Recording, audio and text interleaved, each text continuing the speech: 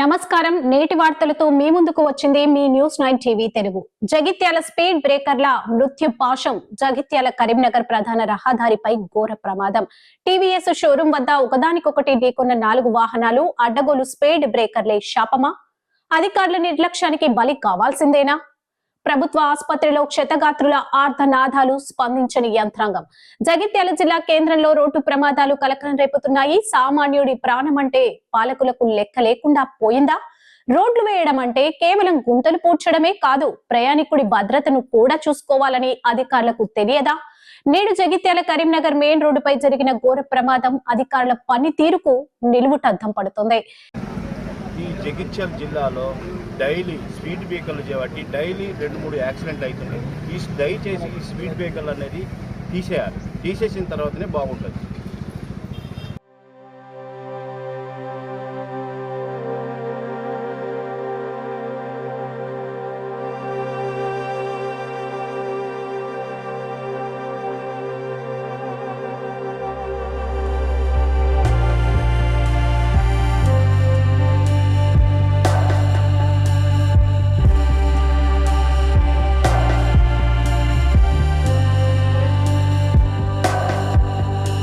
జగిత్యాల జిల్లా కేంద్రంలో TVS showroom సమీపంలో పెను ప్రమాదం తప్పింది. ప్రధాన రహదారిపై అడ్డదిడ్డంగా ఉన్న స్పీడ్ బ్రేకర్ల కారణంగా ఒకదానికొకటి 4 వాహనాలు ఢీకొన్నాయి. ముందు వెళ్తున్న వాహనం స్పీడ్ బ్రేకర్ వద్ద ఒక్కసారిగా బ్రేక్ వేయడంతో వెనుక వస్తున్న కార్లు నియంత్రణ కోల్పోయి ఒకదానిపైకి ఒకటి దూసుకెళ్లాయి. ఈ ప్రమాదంలో కార్లు నుజ్జునుజ్జు అవడమే కాకుండా లోపలున్న ప్రయాణికులకు తీవ్ర గాయాలయ్యాయి. స్థానికులు స్పందించి వారిని ప్రభుత్వ ఆసుపత్రికి తరలించారు. కానీ అసలు ఈ ప్రమాదానికి బాధ్యులెవరు? ఇక్కడ అసలు వివాదం ఏంటంటే, స్పీడ్ బ్రేకర్లు అనేవి వేగాన్ని నియంత్రించి ప్రాణాలు కాపాడడానికి ఉండాలి. కానీ జగిత్యాల జిల్లాలోని ప్రధాన రహదారులపై ఉన్న స్పీడ్ బ్రేకర్లు మృత్యు పాశాలుగా మారుతున్నాయి. అవసరం లేని చోటెందుకు?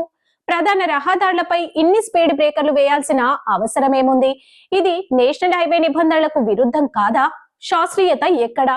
స్పీడ్ బ్రేకర్లు ఉండాల్సిన కనీస ఎత్తు వెడల్పు నిబంధనలను పాటించారా? లేక గుత్తేదారుల ఇష్టారాజ్యంగా రోడ్లపై గట్టులు కట్టారా?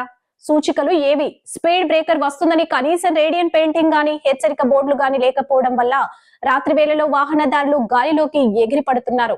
ఇది ప్రభుత్వ హత్య కాదా? నిత్యం వేలాది వాహనాలు తిరిగే జగిత్యాల కరీంనగర్ రోడ్డుపై ఇన్ని ప్రమాదాలు జరుగుతున్నా కలెక్టర్ కార్యాలయం, R&B అధికారులు గాని ఎందుకు నిమ్మకు నీరెత్తనట్లు వ్యవహరిస్తున్నారు? ప్రజల రక్తాన్ని కళ్ళ చూస్తూ ప్రభుత్వం ఇంకా ఎన్ని రోజులు నిద్రపోతుంది?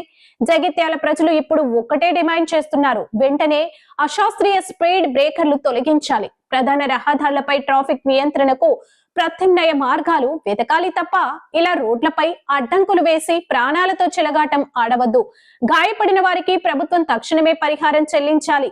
ఈ నిర్లక్ష్యంపై విచారణ జరిపి బాధ్యులైన అధికారులపై చర్యలు తీసుకోవాలి. లేదంటే జగిత్యాల ప్రజల ఆగ్రహానికి ప్రభుత్వం సమాధానం చెప్పుకోక తప్పదు.